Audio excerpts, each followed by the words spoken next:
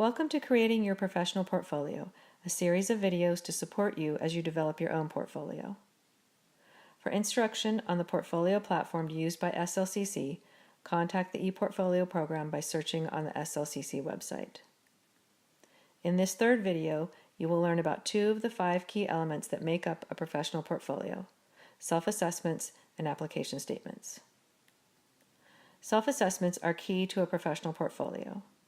They provide you with the opportunity to tell your own story of your work and accomplishments, and they can persuade your audiences that you are fulfilling or exceeding institutional expectations for your academic rank. Self-assessments are conducted through narrative, which is telling your story, accompanied by evidence. Strong self-assessments contain a balance of these 2 elements.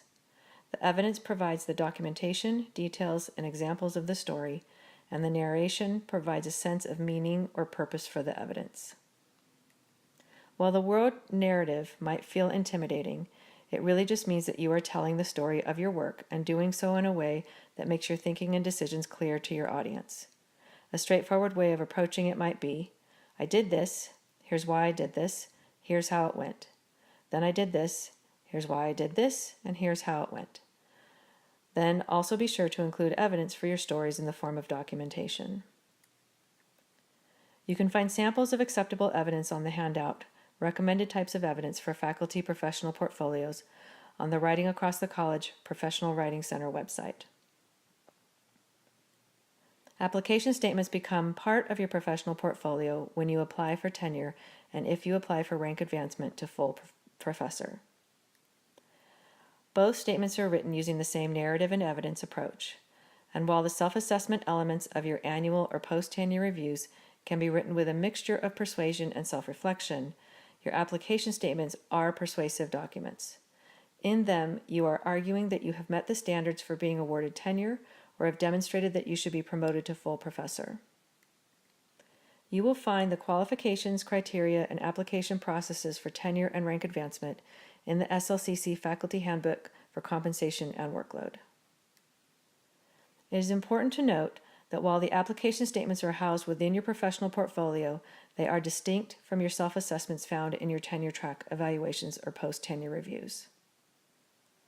Both statements address teaching, professional activity and development, and service, and they should reference previous portfolio content through links. In other words, your previous portfolio content serves as evidence for your application statement.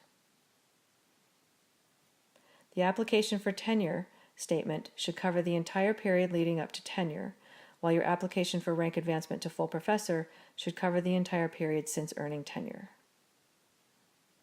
Note that you do not need to apply for promotion to associate professor. This rank advancement is automatic upon the award of tenure.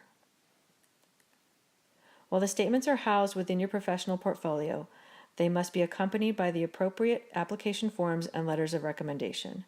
Again, refer to the SLCC Faculty Handbook for Compensation and Workload for accurate information on the required processes and forms. The next video will present writing strategies that will help you create the best possible professional portfolio for your evaluation, regardless of what stage you are at in your career.